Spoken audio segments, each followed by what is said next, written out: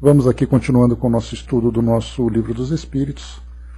Nós estamos na parte primeira das causas primárias, capítulo número 2 dos elementos gerais do universo. Estamos aqui no item Espírito e Matéria. Nós iniciamos esse item no nosso encontro anterior. Nós vimos aqui a questão 21. A matéria existe desde toda a eternidade como Deus ou foi criada por Ele em dado momento, e os espíritos já responderam: só Deus o sabe. Então, por mais que os espíritos nos ajudem aqui trazendo algumas reflexões em torno desse tema, nas respostas aqui mesmo do próprio Livro dos Espíritos, o fato de só Deus o sabe já é o suficiente para entendermos aqui a distância em que nós nos encontramos desse tema, desse entendimento. Na 22, define-se geralmente a matéria como o que tem extensão, o que é capaz de nos impressionar os sentidos, o que é impenetrável. São exatas? Então a gente conversou sobre as diversas modificações e estágios da matéria, e que só conseguimos compreender aquilo que para nós agora pode ser mensurável. E temos inclusive matéria, falávamos aqui sobre matéria escura, por exemplo, esse novo tema que tem intrigado as nossas ciências, especialmente astronomia, astrofísica e tudo mais. Então sabemos ali que ela provoca um efeito físico nos elementos do universo, mas não conseguimos ainda perceber exatamente o que ela é, qual a sua constituição, qual a sua natureza, como ela surgiu. Porque quando nós falamos do átomo, por exemplo, o átomo do hidrogênio, que foi o primeiro átomo a ser produzido no universo, conforme os cientistas trazem para nós, exatamente porque ele é o mais simples, tem apenas ali um elétron, tem um próton, um nêutron, então ele foi rapidamente ali elaborado a partir daquele Big Bang. Depois o hélio, que é um elemento que tem 2 prótons, 2 nêutrons, 2 elétrons. Então nós conseguimos perceber que a fusão desses átomos começaram então a criar todos os elementos que nós conhecemos hoje no universo. E isso através de forças da gravidade. Depois os elementos mais pesados foram criados dentro das estrelas, especialmente no momento em que elas entram naquele estágio de supernova, quando elas estão morrendo. A força dentro dela é tão grande que consegue fundir elementos químicos, criando, por exemplo, elementos como ouro, como prata, que são elementos muito pesados. E aí, então, através da explosão que elas acabam sofrendo, como final da vida delas, da vida útil, digamos assim, todo esse material é espalhado pelo universo e vai formando novos corpos, novos astros, como aconteceu aqui no nosso planeta.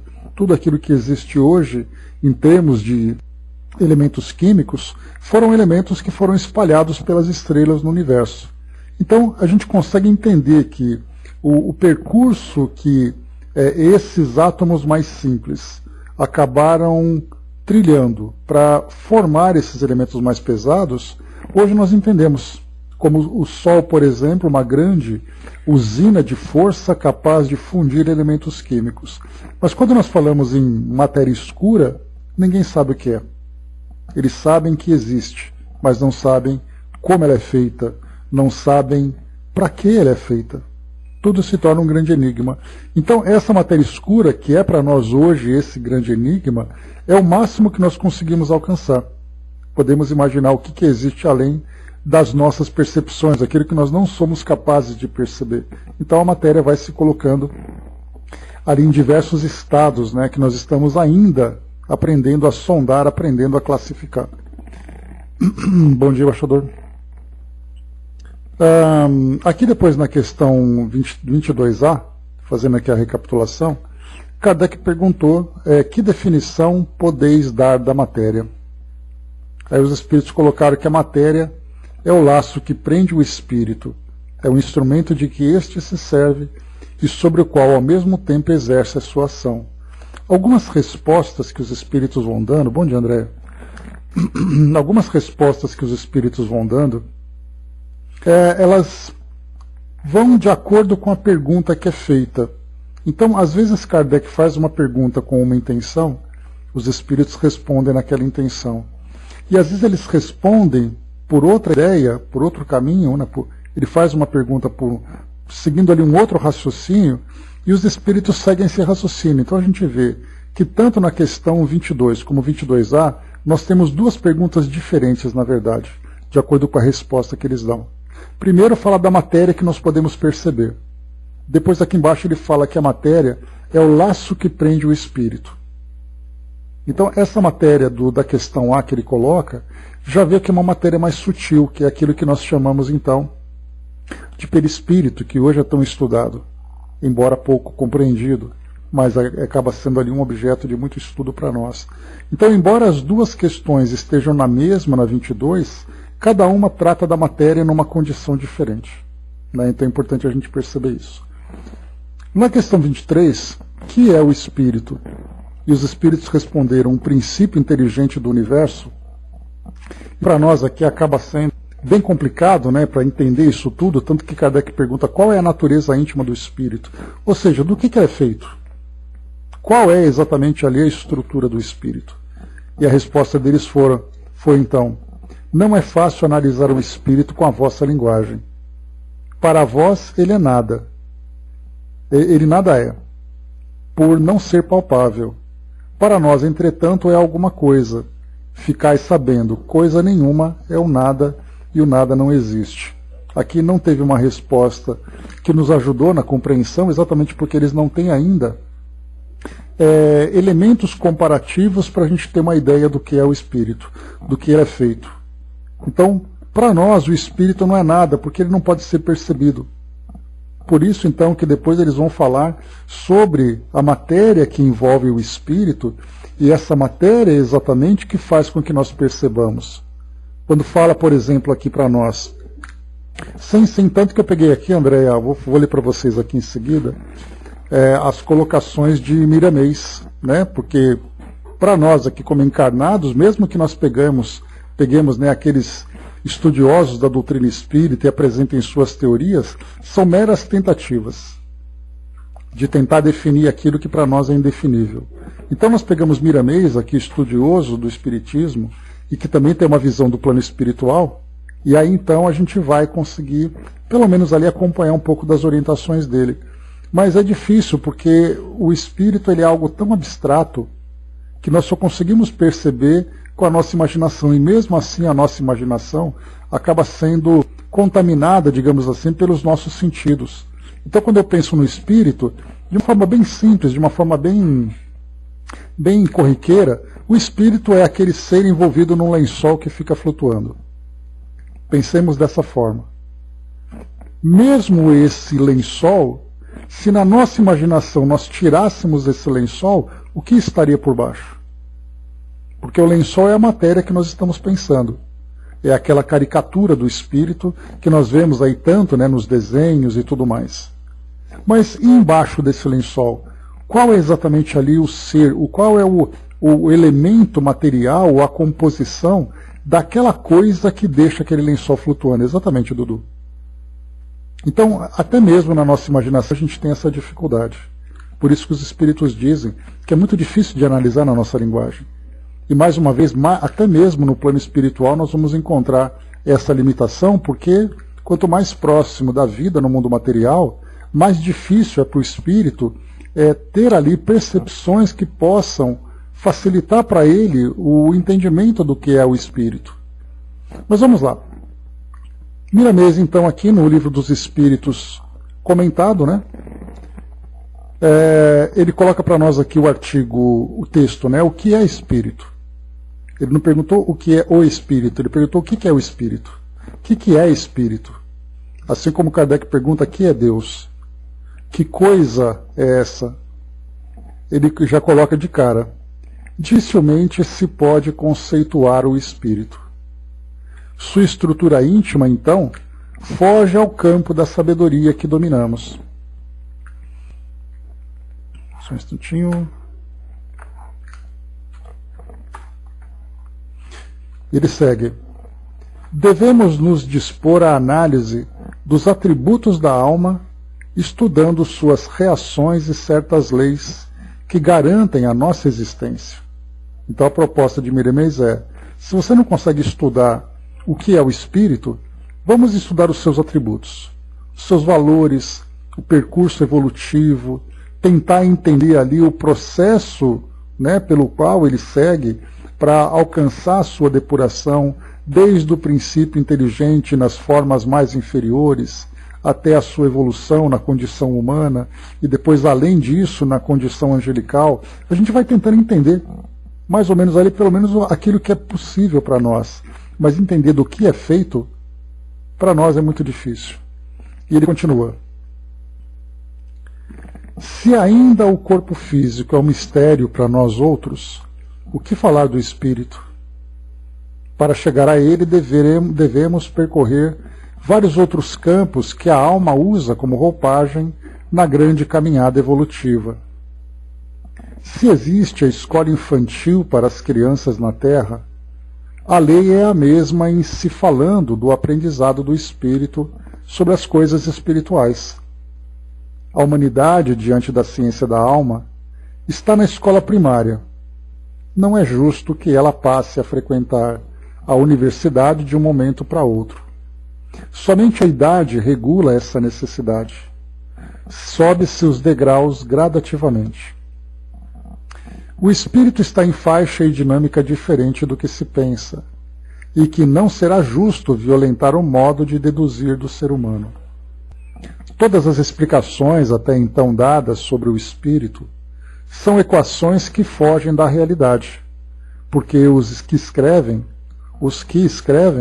desconhecem muitas coisas sobre si mesmos e não passam de analfabetos da alma. Conhecer o espírito é quase conhecer Deus. Ele foge totalmente às comparações que se faz, usando os recursos materiais.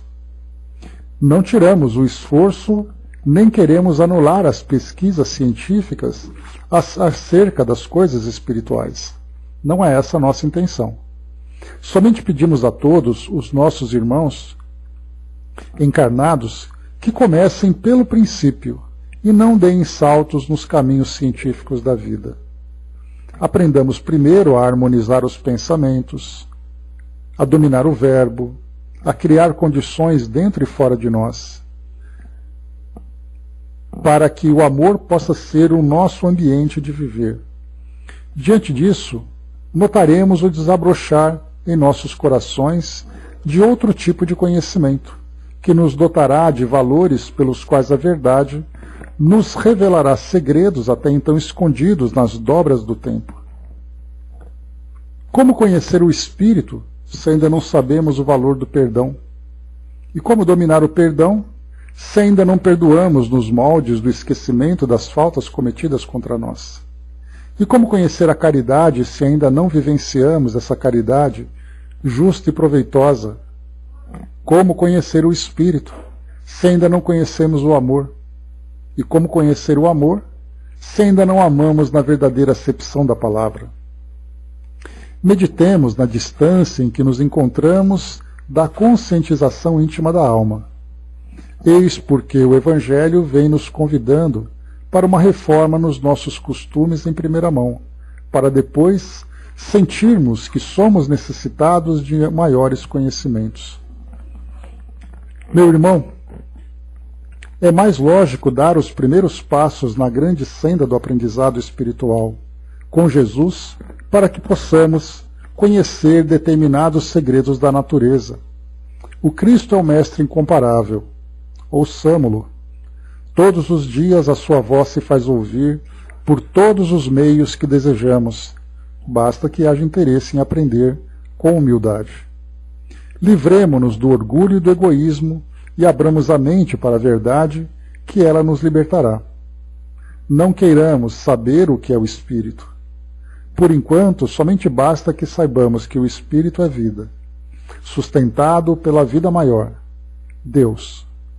Nosso dever maior nesse momento, e na fase em que nos encontramos, é compreender as leis e obedecê-las, é ativar a harmonia dentro de nós. Estaremos sentindo dessa forma Deus na alma e o Cristo em nós, e a luz nunca se apagará em nossos corações, em nosso coração. Todas as vezes que surgir a ideia de conhecer Deus e o Espírito, oremos com fé, que logo veremos e sentiremos a resposta que for conveniente às nossas necessidades de saber. Então aqui, o que Miramês traz para nós é que nós aprendamos aquilo que está dentro do nosso campo de conhecimento e principalmente dentro do nosso campo de necessidades. Bom dia, dona Miriam. Nosso amigo Justino, bom dia, bem-vindo, traz para nós aqui a mensagem. O corpo espiritual não é nada para ti, mas para nós é a essência de tudo que foi criado pelo Criador. Uma forma angelical de mostrar que estamos vivos, porém invisibilizados para quem não quer e não pode ver. Um dia, quem sabe, vocês chegarão por inteiro, esse tudo, em vez do nada falado, né? Então, aos poucos, obrigado pela participação aqui com a gente. Então, essas questões, e Miramês aqui também, assim como nosso querido Justino, traz para nós, né, que primeiro nós precisamos realmente amadurecer. Amadurecer dentro do nosso campo de vivência, amadurecer dentro do estágio em que nós nos encontramos. Mas como nós conversamos no encontro anterior, né, aqui do estudo do nosso Livro dos Espíritos, é muito natural que a nossa inteligência queira respostas. E mais uma vez, né, quando Miramês propõe para nós, né, conhecermos o perdão, conhecermos a caridade, conhecermos o amor, nós entramos num campo moral. E não é à toa, né, que os espíritos dizem que é muito mais difícil para nós o desenvolvimento moral do que o intelectual. Porque o intelectual é encontrarmos uma fórmula, é fazermos cálculos, fazermos pesquisas, enquanto que o lado moral depende de um esforço íntimo de cada um de nós. Então é claro que nós vamos buscar o caminho mais fácil, o caminho mais simples. E quando ele coloca para nós, né, o que é o espírito? Não está no nosso campo de ação. Mas mesmo assim nós queremos saber, tudo bem, não somos ainda? Tá certo, então, obrigado. Então, quando ele coloca para nós aqui, né, essa barreira, né, de que nós primeiro precisamos compreender aquilo que é o básico para nós aqui nesse nosso mundo, já que nós estamos encarnados aqui exatamente para estimular a nossa evolução, para buscarmos o equilíbrio, para nos harmonizarmos com as leis divinas. Então, fazermos perguntas é algo que fica em segundo plano, porque as nossas necessidades são maiores. Mas esse ingrediente divino que compõe a nossa natureza, que é a curiosidade, né? Eu sempre brinco com vocês que a gente fica imaginando que Deus, quando forma o espírito, ele tem aquele caldeirão em que ele vai colocando os ingredientes, né? Ele coloca um pouco do orgulho, ele coloca um pouco do egoísmo. Lembrando que o egoísmo, no sentido pejorativo, acaba sendo ali uma escolha que nós fazemos que traz consequências. Mas pensar em nós mesmos, no estágio mais primitivo da nossa natureza, é a nossa sobrevivência. Nós vemos os animais brigando por um pedaço de alimento que eles encontram. Por que isso tudo? Porque ele tem esse instinto de sobrevivência, então o egoísmo é natural, é o resultado desse egoísmo. Só que ele vai depurando, ele vai se transformando com o passar do tempo. Então nesse grande caldeirão em que Deus vai colocando uma pitada disso, uma pitada daquilo e tudo mais, a curiosidade é uma grande pitada que nós recebemos. Exatamente porque sem essa curiosidade nós não buscaríamos a nossa evolução. E é claro que nós vamos buscar sempre, né, o caminho mais simples, que é o caminho da pesquisa, da investigação. Mas também é através do desenvolvimento da nossa inteligência que a gente vai conseguir entender exatamente os valores, os princípios morais que nós precisamos desenvolver. Então a curiosidade é natural, nós queremos saber o que é Deus, onde Ele está, qual a idade dele, onde Ele mora, como funcionam suas decisões. São perguntas naturais, muita gente acha que isso é uma blasfêmia. Como é que você pode perguntar sobre Deus se você não se transformou moralmente? Tudo bem, o fato de eu precisar me transformar moralmente não me tira o desejo de querer respostas para essas perguntas. Então o que os espíritos nos falam de uma forma indireta é que nós tenhamos paciência. Porque em cada momento, né, conforme nós vamos evoluindo, as nossas percepções vão ali se desenvolvendo, porque o que nós encontramos muito no nosso mundo hoje são aqueles que, pelo fato de não encontrar respostas para as coisas, acaba desistindo. Então é assim, como é que eu posso acreditar em Deus se as minhas respostas não são respondidas? Então eu prefiro não acreditar. E os espíritos dizem, calma, tenha paciência que no momento certo você vai compreender. Mas passamos então a trabalhar pela nossa evolução mesmo assim, mesmo que naquele momento nós não consigamos compreender. Nós vemos, por exemplo, hoje que é uma coisa muito comum, pessoas que acabam perdendo seus entes queridos e ficam dizendo, onde ele está? Por que ele não fala comigo? Como ele não fala comigo, então eu prefiro não acreditar que existe algo além da vida material.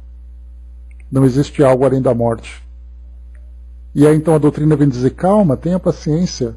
Ele continua vivo, no momento certo você vai conseguir. Agora, nessa condição, você não pode perceber. Então a paciência para nós, mas não é uma paciência passiva. É uma paciência ativa. Assim como acontece com a fé cega e a fé racional, podemos colocar uma paciência cega e uma paciência racional. A paciência cega é aquela que você fala, olha, eu não consigo enxergar, não consigo compreender, então eu desisto. A paciência racional é calma. Eu sei que agora eu não consigo compreender esse todo, mas eu consigo compreender outras coisas. E aí então eu vou montando esse grande quebra-cabeça, eu vou colocando ali algumas peças que vão sendo apresentadas para mim no tempo que eu estou vivendo, e mais para frente eu vou colocar uma outra pecinha, e assim a paisagem começa a se formar. Então utilizemos essa nossa paciência racional, essa paciência que vai nos levando gradualmente por esse campo de conhecimento. E falar de Deus, falar do Espírito, falar sobre a origem do universo, são temas que nós não precisamos desistir pelo fato de nós não termos resposta agora. Mas são aqueles temas que nós aguardamos para termos uma melhor compreensão conforme nós fomos amadurecendo. Porque a paciência racional está dizendo, você é um espírito imortal. E você vai gradualmente, uma encarnação após a outra, fazendo essa transição entre mundo físico e mundo espiritual, o aprendizado vai chegar e a compreensão começa a surgir. Nós começamos a ter a nossa mente cada vez mais iluminada para encontrar essas respostas. Nesse momento nós sabemos que nós não podemos. E a paciência racional vai dizer, estarmos no mundo material, temos os nossos sentidos limitados, temos as nossas percepções limitadas, temos necessidades que são importantes. E assim a gente vai gradualmente crescendo nesse processo. André pôs em cima, né, Deus na alma e o Cristo em nós, né? Pois é. Então esse é o ensinamento moral que ele coloca, né? E sejamos pacientes para continuarmos aqui nesse caminho de crescimento, de procura por respostas, né? Paciência, embaixador. Angelina colocou, né, se o espiritual não está ainda em vós, ouve-se, mas não escuta, olha, mas não enxerga. Né? Então aqui o nosso querido Custódio, né, trazendo para nós essa contribuição. Que é exatamente isso, né? Então, nós somos espíritos. E muitas vezes nós queremos buscar o espírito no universo, sendo que nós mesmos somos assim. Continuando aqui para nós. Então, quis trazer para vocês esse artigo para complementar, né, essa questão número 23, que nós iniciamos no nosso encontro passado. 24. O espírito é sinônimo de inteligência? Porque até mesmo quando nós falamos princípio inteligente, inteligências extracorpóreas, na verdade, quando nós falamos inteligências extracorpóreas, nós estamos falando, na verdade, de seres pensantes fora da matéria. O princípio inteligente, na verdade, o princípio inteligente é aquele ser que inicia a sua jornada evolutiva, que traz a inteligência, e esse é um atributo que vai se desenvolvendo com o passar do tempo. Chegamos até a falar sobre isso quando nós estudávamos sobre os animais. Onde começa a inteligência do animal?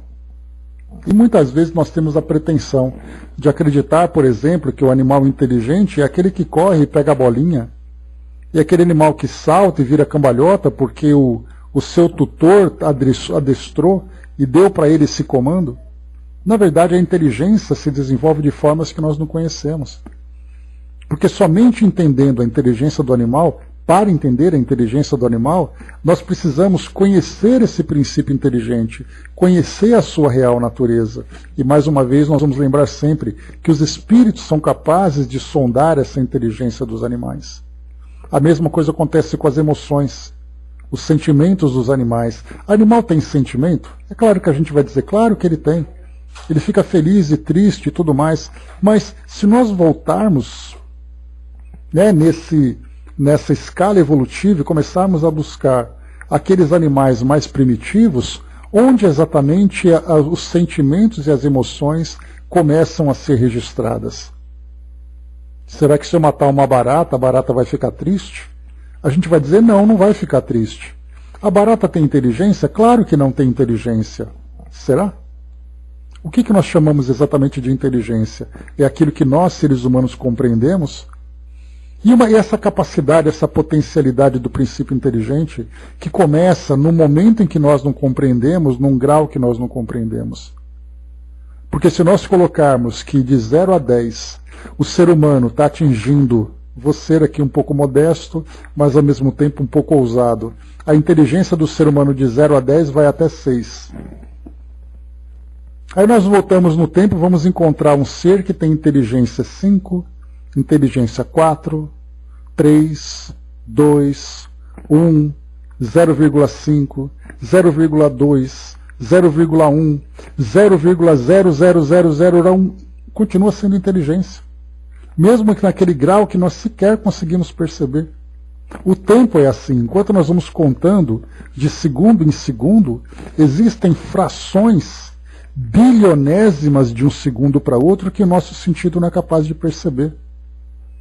Porque nós vamos contar os segundos, 1, 2, 3, entre 1 e 2 existem trilhões de fragmentos que nós não percebemos.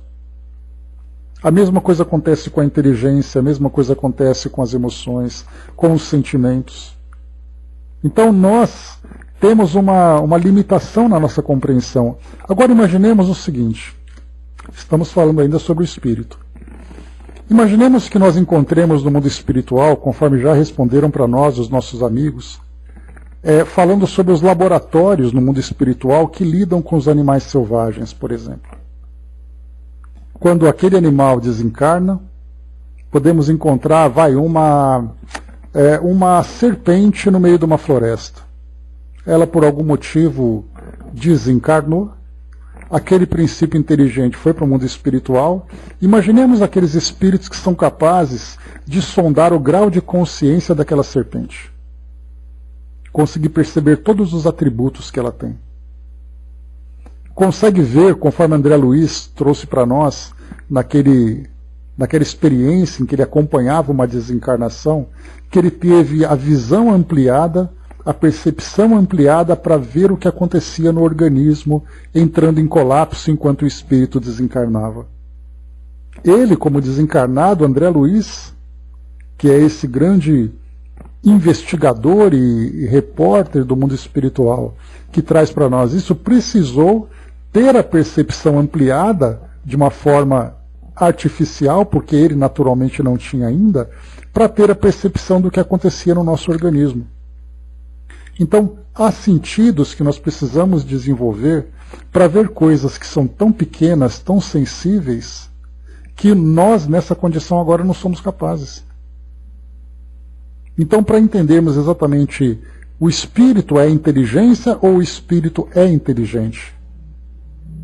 E aí os espíritos vão dizer que o espírito é um princípio que tem inteligência, e essa inteligência vai se manifestando nesses mais variados graus. Então é muito importante que nós saiamos dessa escala natural que nós acompanhamos, a escala dos milímetros, dos centímetros, dos metros e assim vai, para entrarmos naquilo que é milionésimo, bilionésimo, para percebermos quanta coisa existe no nosso universo que nós não somos capazes de perceber. E assim como nós não conseguimos perceber essa escala que nós utilizamos no nosso cotidiano, A mesma coisa acontece se nós pegarmos 1 miligrama de alguma coisa. Se nós pegarmos um átomo tem ali várias e várias e várias casas depois da vírgula para mensurar a massa dessa pequena partícula que existe aqui no nosso meio. E o fato de nós não percebermos não quer dizer que ele não exista, mas somos nós que não vemos. E aí podemos ver quantas coisas à nossa volta não são percebidas pelo fato de nós termos os nossos sentidos limitados. Angelina trouxe para nós, né, se tendes paciência, terás em abundância. Se não tendes, o pouco que tiverdes será tirado, né? Usando ali, né, a passagem do Evangelho para trazer para nós. E a paciência vai ser a nossa grande riqueza agora. E aquela paciência racional. Não é a paciência de esperar desistindo, mas é aquela paciência de esperar trabalhando. Esperar evoluindo, crescendo, buscando cada vez mais, mas aguardando que as coisas cheguem no próprio tempo. E não que nós façamos o tempo. Como dizia Geraldo Vandré, né, quem sabe faz a hora, não espera acontecer. Nesse caso das lições do Espírito, tudo vem no momento certo. Não queiramos antecipar, como lembrou Miramês aqui, assim como na nossa escola terrena. Existe ali o ensino primário. Para a escola do Espírito, então, existem ali muito mais estágios que nós estamos galgando. Próximo tema para nós. Ele coloca aqui também na questão número 25 agora, né? Então, mais uma vez, né? Só para lembrar aqui a questão 24. O espírito é sinônimo de inteligência? A resposta: a inteligência é um atributo essencial do espírito. Então, mais uma vez, o espírito não é a inteligência. O espírito é inteligente. Assim como o espírito sente, o espírito pensa, o espírito tem a razão. Dudu colocou para nós aqui, para ajudar nesse, ainda bem que a gente está hoje tendo esse apoio total do outro lado, né? Porque a gente vê como esse tema é complicado para nós. O princípio inteligente é a forma de colocar dentro da mente, do cérebro, das emoções e pensamentos, no caso dos humanos, porque a evolução desse princípio não fica só no ser terreno humano, mas nos animais, nos vegetais, em tudo aqui que vive dentro desse orbe, que mora dentro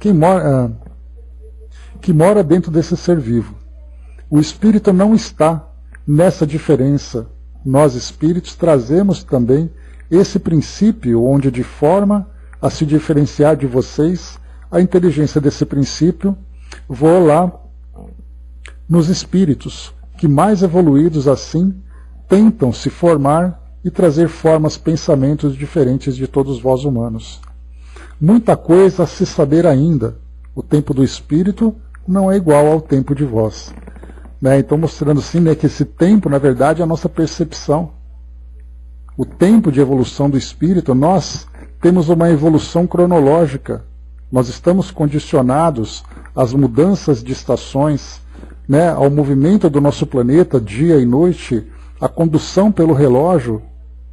Quando nós nos desprendermos, não apenas desencarnarmos, mas quando nós nos desprendermos das influências do mundo material, aí sim nós não teremos pressa, porque eu tenho um compromisso em tal hora.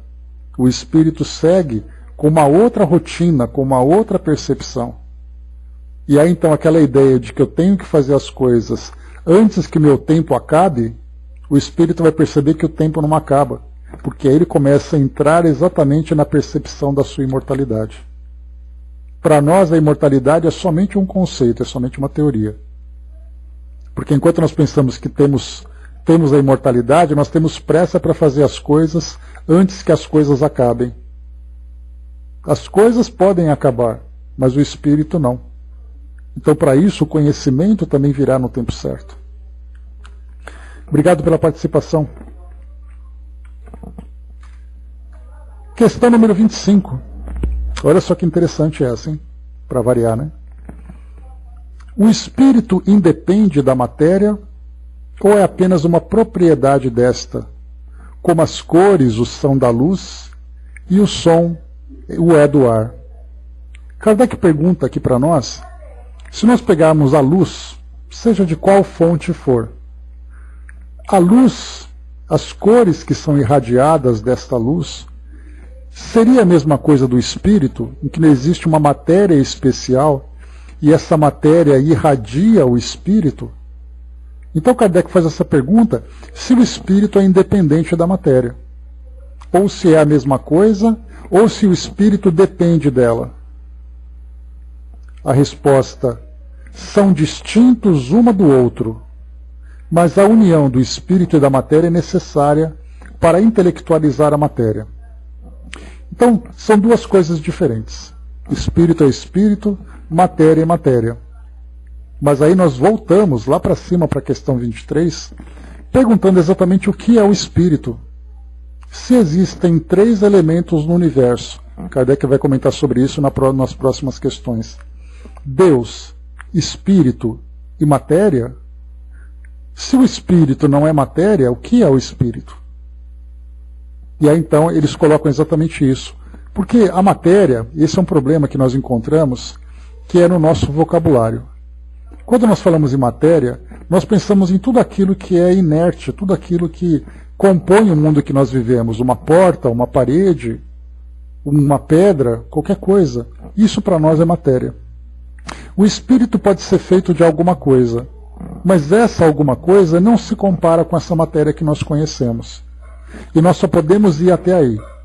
Não adianta a gente querer ir além para trazer novas palavras, novos termos, novas ideias de algo que vai além da nossa capacidade.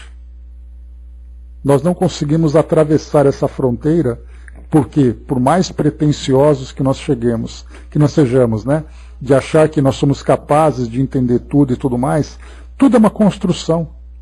Como acontece numa equação de matemática que um aluno vai desenvolvendo. Não adianta eu passar para ele uma equação avançada se ele não conseguiu construir em todos os anos anteriores de aprendizado cada conceito, cada nova fórmula, cada prática que ele precisa desenvolver para chegar até aquele conceito.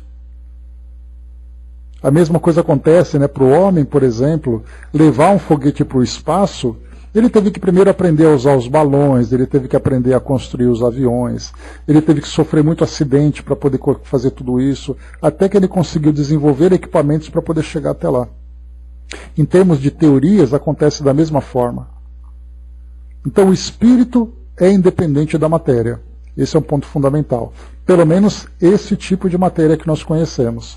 Agora, o elemento que compõe o espírito, do que ele é feito, isso nós não sabemos. Mas Kardec vai falar sobre isso mais para frente. André colocou aqui, né? A gente fica rodando, tentando entender algo que está totalmente fora da nossa mente limitada. Na verdade, Andréia, o aprendizado, o verdadeiro aprendizado da doutrina espírita, juntamente com as respostas que nós procuramos alcançar, vem exatamente a nossa humildade. A humildade de compreender que há coisas que nós não conseguimos entender ainda.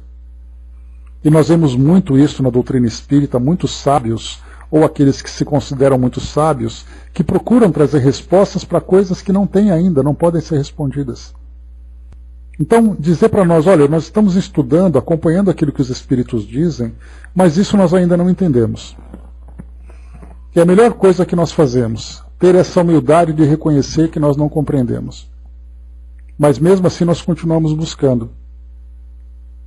Então, o fato de nós sabermos que existem esses temas que são para nós ainda inalcançáveis já é um aprendizado. Porque nós estamos juntando conhecimento até mesmo de coisas que nós não entendemos, sabemos que elas existem. E isso já é um aprendizado. Você sabia que existe espírito depois da morte? Sabia, ótimo, já é um aprendizado. Do que ele é feito? Não sei, mas eu sei que ele existe. Então já avançamos um ponto. E assim como acontece com tantos e tantos outros conceitos, especialmente nos conceitos relacionados ao campo espiritual. Né? Quando a gente fala sobre Deus e tudo mais, quando fala sobre o espírito. São respostas que virão num momento em que nós ainda não conseguimos alcançar.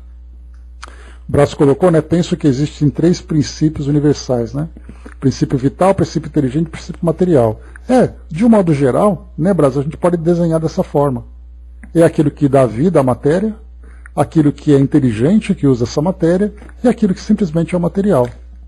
É como os espíritos colocaram para nós. Né? Avançando um pouco mais.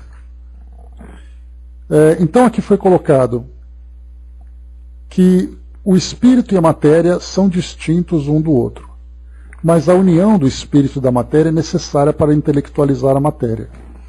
E se intelectualizar a matéria, né, Kardec vai falar sobre isso, e o próprio Miramês também comenta alguma coisa sobre isso. Vou até ler um trechinho do que ele passou para nós aqui, quando ele diz assim que... Ele diz assim: o espírito não é uma propriedade da matéria. São duas coisas distintas. E a resposta de O Livro dos Espíritos revela um segredo de difícil compreensão para os homens, dizendo que o espírito se serve da matéria para intelectualizá-la.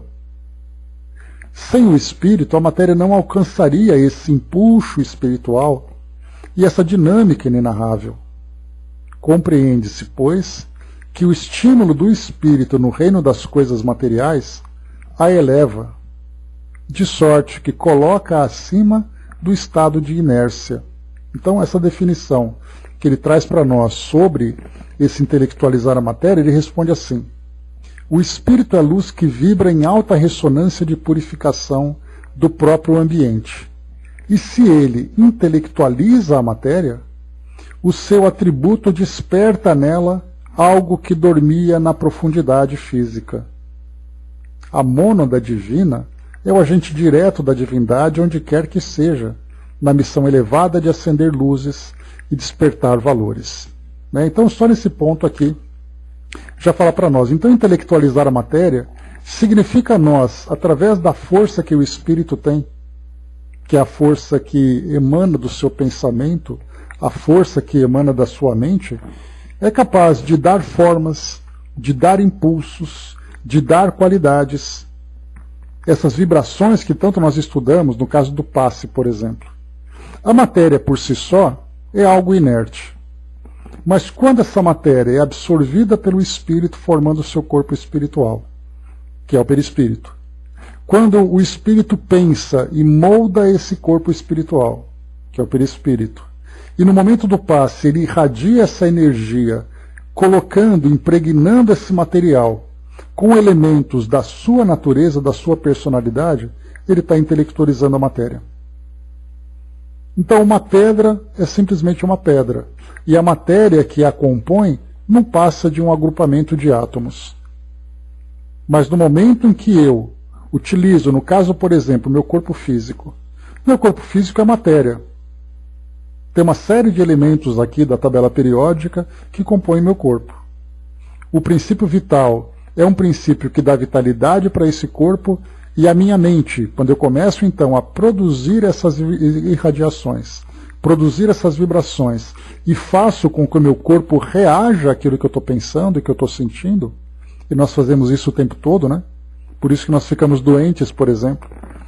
Um corpo doente significa que é uma mente doente. É aquela mente em desequilíbrio que provoca essas vibrações e faz com que o corpo reaja. Nós estamos intelectualizando a matéria, fazendo com que ela se mobilize de acordo com o impulso dos nossos pensamentos. E é aí então que hoje nós temos, juntamente com as terapias tradicionais, aquelas terapias complementares, que procuram trabalhar muito mais as emoções e os sentimentos do que trabalhar simplesmente a biologia, trabalhar simplesmente aquilo que é orgânico, aquilo que é material. Então nós estamos começando a trabalhar mentalmente na saúde mental, que reflete somatizada no corpo físico. Então a gente vê que a matéria, quando ela é impulsionada, quando ela é transformada, mobilizada pela força do pensamento, é uma matéria intelectualizada. E nós podemos fazer isso desde aquela matéria mais sutil que compõe o perispírito, até mesmo a matéria mais densa que é o corpo físico que nós temos. O resto é matéria. No caso de uma planta, por exemplo, essa planta, ela é uma matéria intelectualizada, a planta simplesmente se move por instinto. Mas aí nós vamos colocar, a partir daqui para lá não é intelectualizado, daqui para cá é intelectualizado. Se a gente colocar uma fronteira, a gente quebra exatamente aquilo que existe no meio termo entre os dois. Então a matéria começa a ser intelectualizada, por exemplo, num ser que pode ser microscópico, num ser que pode ser muito pequeno do mundo material, um pequeno inseto, onde exatamente a matéria começa a ser intelectualizada. É aí que a gente vai entrar naquele 0,00001 de inteligência. Mesmo que seja tão pequeno, 1/1000º, por exemplo, de inteligência, já é inteligência. Diferentemente daquela inteligência suprema que nós vamos encontrar em Deus, por exemplo. Então, a matéria intelectualizada é essa matéria mobilizada pela força do pensamento. O Dudu colocou, né, eu não sei se chega é fato ou fake, né, mas eu recebo e repasso. Pois meu dever como médium é repassar para nós o que estudamos, e você questiona e amplia o que está chegando. Né? O que manda, Dudu? É importante a gente ficar sempre debatendo, sempre discutindo aquilo que é passado para nós. Né? E mais do que isso, né, a gente tem aqui então, né, essa cadeia de boas intenções aqui formando o nosso grupo, né, em tudo que chega, vem somar, vem trazer para nós aqui elementos que vão nos ajudar a desenvolver o nosso estudo. Então, o importante é mandar, Dudu, sem problemas. A André lembrou aqui, né, entendo que todos nós, de cá e de lá, estamos estudando, né, então as questões devem ser repassadas para pensarmos, questionarmos e aprendermos. E é isso aí. O Braço colocou, né, confesso que quando li o Nosso Lar, primeira vez, fiquei voando com esse tipo de matéria, né, só depois que entendi a força, né, que plasma da mente, né? E ainda assim, né, Brás, a gente fala a força que plasma da mente. Somente depois, mais para frente, a gente vai entender exatamente o que é plasmar essa matéria que é fora do nosso mundo material e é de que forma que essa mente trabalha. Então, os espíritos vão adiantando para nós potencialidades do espírito, mas que hoje nós não somos capazes de perceber. Mas, da mesma forma, o mesmo princípio que uma estrutura no plano espiritual é formada por um poder mental que mobiliza a matéria, uma doença no nosso corpo, como eu comentei com vocês há pouco, também é o resultado daquilo que uma força mental é capaz de plasmar na matéria. Transformações do nosso organismo que vão surgindo, uma gastrite, por exemplo, não precisa nem trazer doenças muito trágicas. Uma gastrite que eu tenho é resultado do quê? Da força do meu pensamento que começa a provocar um estímulo no meu organismo que provoca uma acidez no meu estômago que provoca essas lesões. É o mesmo princípio, é a força do pensamento mobilizando matérias, mesmo que sejam matérias sutis, a ponto de, como lembra Miramês aqui no seu texto, ele fala para nós que a matéria nada mais é do que a energia condensada. O que é a energia condensada? Vamos lembrar do vapor. O vapor nada mais é do que água no seu estado gasoso. Quando ele começa a ter contato com um ambiente mais frio, essas pequenas partículas de água que estão flutuando começam a engrossar.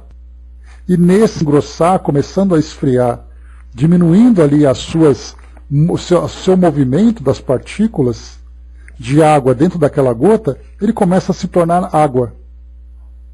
Então, do vapor vira água. É uma condensação desse gás. A energia se transforma em matéria, é uma condensação dessa matéria. Claro que passando por tantas e tantas transformações. Né? Cleusa, o que você lembrou agora? Eu falava exatamente que a mente desarmonizada provoca em nós essas doenças. Da mesma forma, uma mente bem harmonizada transforma a matéria também para buscar o equilíbrio. Porque um corpo que reencarna, um corpo que é formado, ele vem aqui com todas as suas características de perfeição. As desarmonias que acontecem é resultado da desarmonia do espírito. Podemos imaginar, por exemplo, que o nosso organismo traz ali as suas dificuldades. Imaginemos um organismo como o de Jesus, por exemplo, que é um espírito que traz ali o seu pensamento plenamente harmonizado com o pensamento divino. Se o corpo responde àquilo que o pensamento traz, podemos imaginar aquilo que Jesus fazia na forma, né, simplesmente na sua forma natural de pensar. Então, o nosso trabalho, quando eu falei para vocês terapias complementares, são, na verdade, recursos que nos ajudam Né? Dá um ok, pessoal, para a Andréia, por favor. São recursos que nos ajudam a trabalhar essa reharmonização. Então, quer dizer, desarmoniza, nós reharmonizamos. Mas e se nós já estivermos harmonizados? Naturalmente, nós teremos o corpo saudável, a força do pensamento trabalhando a matéria. Para finalizarmos aqui, enquanto a Andréia sofre lá com a conexão dela, da questão 25A. Kardec vai falar sobre isso então. Primeiro, que o espírito independe da matéria. Essa união é igualmente necessária para a manifestação do espírito? Então, se o espírito, como coloca para nós aqui, faz essa união para intelectualizar a matéria, nessa questão 25, Kardec faz essa pergunta: se nós precisamos realmente, nós enquanto espíritos, precisamos dessa matéria. E aqui ele coloca uma observação para poder restringir aqui a resposta dos espíritos. Entendemos aqui por espírito o princípio da inteligência, abstração feita das individualidades que por esse nome se designam. Então aqui, como ele colocou na introdução para nós lá, há uma diferença quando eu falo espírito Joana de Ângeles e espírito como criatura divina.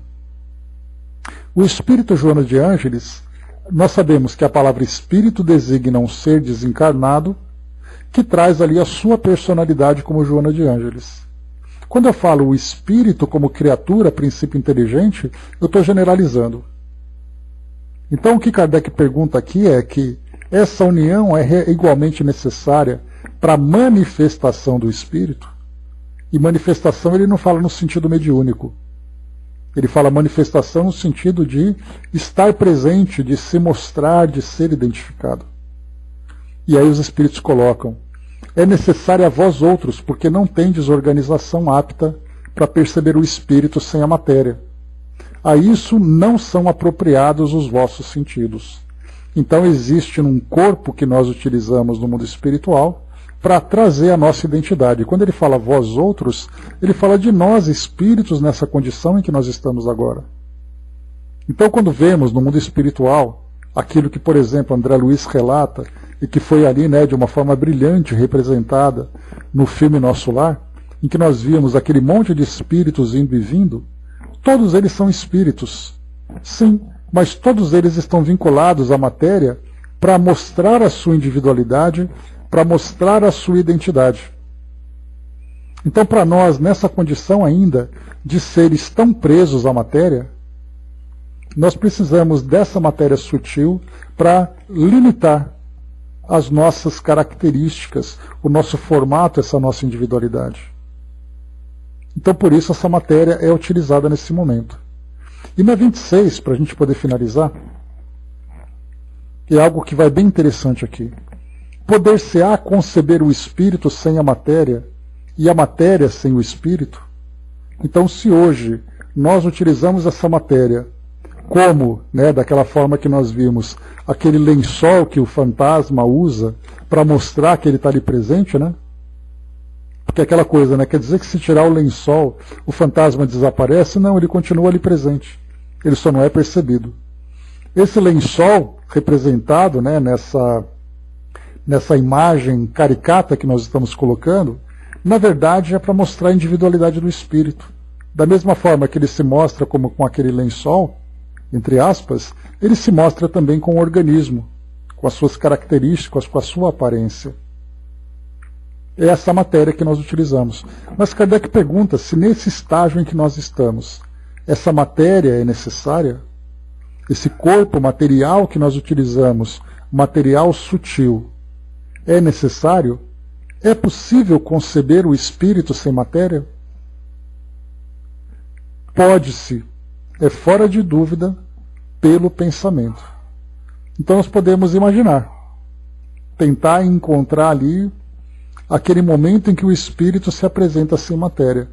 Mas aqui nós vamos entrar em algo um pouco mais profundo, porque da época da publicação do Livro dos Espíritos para cá, muitas novas ideias, muitas novas orientações, muitos temas chegaram, a ponto de nós pensarmos há um momento na existência do espírito em que ele não utiliza mais o perispírito?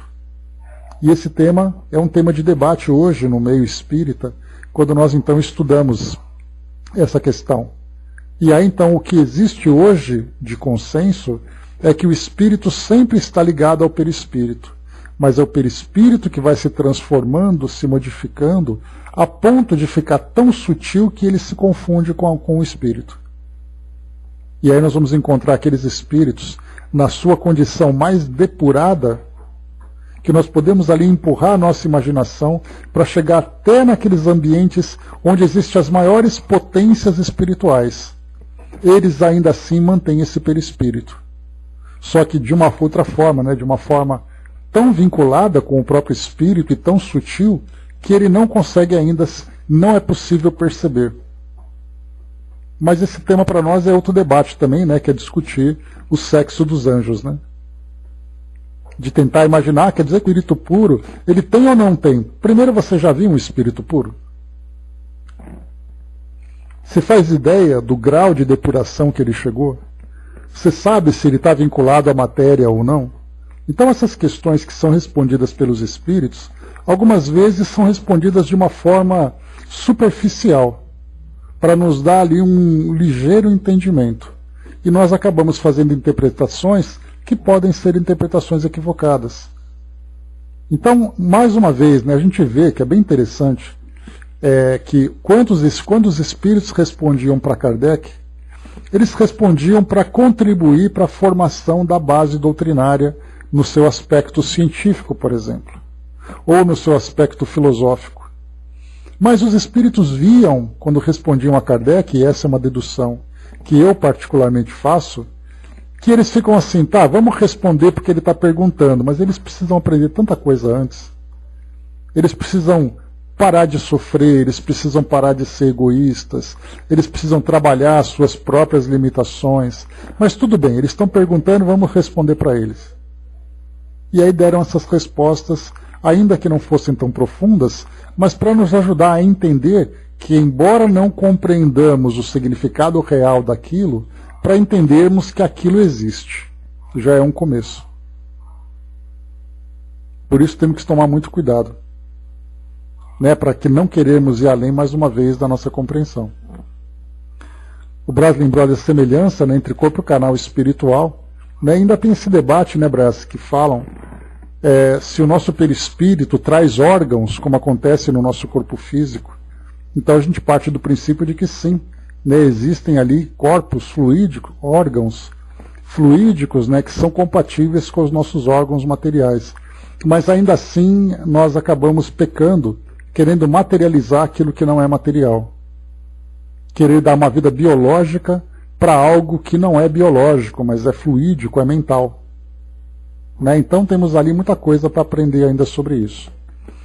A Angelina colocou, né, iniciamos um trabalho de vibração à distância, né, 3 médiuns, cada um na sua casa, trabalho de vibração. Após, os irmãos se comunicam com os médiuns e falam sobre as energias encontradas e são trabalhadas, né? Isso facilitou a nossa percepção. Esse é um trabalho, Angelina, que sai da esfera material e entra na esfera do espírito. Então, para médiuns que têm essa sensibilidade e essa capacidade de perceber essas energias, de perceber ali, né, a sua capacidade de ser dinâmico fora da matéria, é algo que facilita essa percepção. E quantos são os médiuns que têm essa percepção e não se dão conta de fazer ali, né, uma análise daquilo que estão experimentando? Fazem de uma forma automática, exatamente porque estão mais focados no trabalho, né? Mas há aqueles que focam no trabalho e ainda conseguem perceber. É mais ou menos aquelas pessoas que vão fazer uma viagem a trabalho e esse funcionário viaja a trabalho preocupado com o que ele tem que fazer lá no local onde ele vai. Mas ele acaba não percebendo todo o caminho que ele está fazendo. Então olhar para a janela, se informar, conhecer o local por onde ele está percorrendo, necessariamente não prejudica o trabalho em si, mas enriquece exatamente tudo aquilo que ele faz enquanto ele trabalha. A mesma coisa acontece no campo do espírito. Então você está trabalhando, mas ao mesmo tempo está atenta com o que está acontecendo, está percebendo, está sentindo, está analisando, e isso sem dúvida nenhuma é uma grande oportunidade. André colocou, né, posso entender espírito matéria, mas matéria sem espírito é nada, é morte. E isso que eles querem dizer, né, o que eles estão colocando aqui é que a matéria não é morte, a matéria ela pode ser inerte. Né? No caso, por exemplo, de um corpo físico, um cadáver, por exemplo, ali nós temos uma matéria que foi intelectualizada, que tem o efeito, né, das energias daquele que era o encarnado, mas é uma matéria que vai ficando cada vez mais estável não, cada vez mais inerte mesmo, parada. Então ela para de ser mobilizada pela força do pensamento. Então é essa a diferença que nós falamos entre matéria, e considerando matéria nos seus mais variados graus, desde a matéria mais densa até a matéria sutil. Então essa matéria intelectualizada, como ele coloca, essa matéria é mobilizada pelo pensamento, como acontece com os animais. A energia que envolve o organismo do animal, assim como o próprio organismo, é mobilizada pela força mental desse ser. Mesmo que ele seja o mais primitivo. Ele está dando sentido para aquela matéria, mobilizando-a. Pensemos o seguinte, só para vocês terem uma ideia. Quando nós falamos em animais, por exemplo, para finalizar aqui o nosso raciocínio, eu me recordo de ter assistido a um documentário que falava sobre serpentes. Eu falei serpente da outra vez, mas me veio essa ideia agora. E naquele documentário mostrava uma serpente caçando numa região um pouco desértica, que tinha um pequeno rato, um roedor, que vivia naquele local. Aquele roedor tão pequenininho que você olhava e falava, bom, esse ser, sem dúvida nenhuma, não tem qualquer tipo de inteligência. Mas aí então mostrou que ele estava parado e a serpente armava um bote para pegá-lo. E a câmera que era utilizada, que era uma câmera infravermelha, mostrou uma intensa movimentação do coração dele. Um batimento muito rápido, porque ele percebia o perigo. E o coração dele disparou. E ele acabou sendo depois, virou ali, né, a presa daquela serpente. Então mostra que mesmo esse pequeno rato, no momento em que ele se viu em perigo, disparou nele, desencadeou nele reações emotivas. Aquele pequeno rato está intelectualizando a matéria. Aquele pequeno rato deu uma movimentação para ela, ainda que fosse nessa condição de muito estresse, de muito medo, ou qualquer outro tipo de sentimento que nós não identificamos, mas ele foi capaz de perceber o perigo que ele estava vivenciando. Então a gente vê que mesmo esses seres mais primitivos, com a força dos seus sentimentos, com a força dos seus pensamentos, são capazes de dar impulsos emocionais, impulsos intelectuais para aquela matéria que os reveste. Então a matéria, sem o princípio inteligente, é só matéria. É uma pá de terra, é uma pá de areia, é um pedaço de pedra. Simplesmente isso. Até mesmo uma planta, mas aí a gente vai entrar que a planta ela não tem raciocínio, mas ela tem estímulos que nós não compreendemos. Mesmo que você pegue um botânico que ele vai dizer, não, a planta só tem instintos, a planta só reage por impulsos. Será que se nós olharmos da perspectiva espiritual, nós vamos encontrar apenas isso? Será que não existe nada além daquilo que nós estamos percebendo? Pelo simples fato, né, Brás, de ter aquele princípio vital mobilizando aquela matéria? Então tudo isso acaba envolvendo esse campo do desconhecido. Né? Por exemplo, né, Dudu, qualquer tipo de estímulo, né, em que ela vai buscando ali, né, ela quer sobreviver. Ela é dotada de muitos elementos que vão fazer com que ela procure luz, com que ela busque ali nas suas raízes buscando nutrientes. Então, quando nós estudamos, observando a matéria, você está vendo a planta. Quando você está do plano espiritual, você vê o princípio vital daquele ser que, embora seja muito primitivo, por ser apenas um vegetal, mas você vê nele algo que nós aqui encarnados não vemos.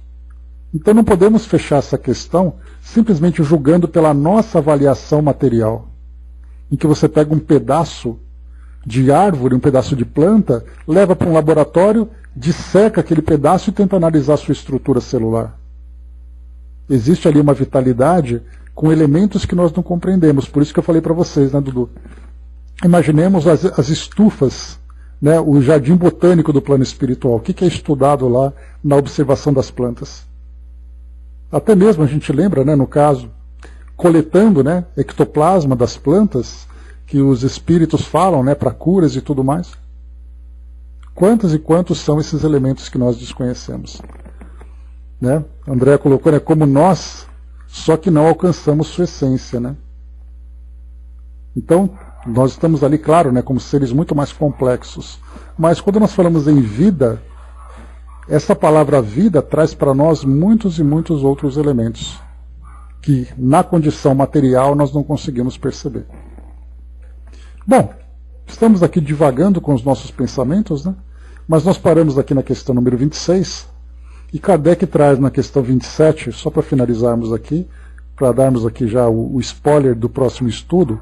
Há então dois elementos gerais no universo, a matéria e o espírito. É uma resposta longa que os espíritos dão a Kardec, para poder trazer ali, né, exatamente essa composição de tudo aquilo que existe à nossa volta, nesse universo em que nós vivemos. Tá? Então nós vamos iniciar no próximo encontro a questão número 27, para darmos continuidade aqui nesse nosso estudo. Né? Então tem aqui 27, 28, 27 e 28, para finalizarmos aqui esse estudo que fala sobre espírito e matéria, e o próximo tema, as propriedades da matéria. Kardec continua ainda tentando explorar esse universo do mundo material. André colocou como as árvores se comunicam, né? Então o efeito como as árvores se comunicam, o efeito das músicas sobre a árvore, né? Os estresses que elas sofrem, por exemplo, durante um incêndio. Peguemos uma queimada que acontece na Amazônia, as plantas que estão ali estão simplesmente paradinhas esperando serem consumidas, ou existe algo que nós ainda não percebemos? Existe alguma reação nelas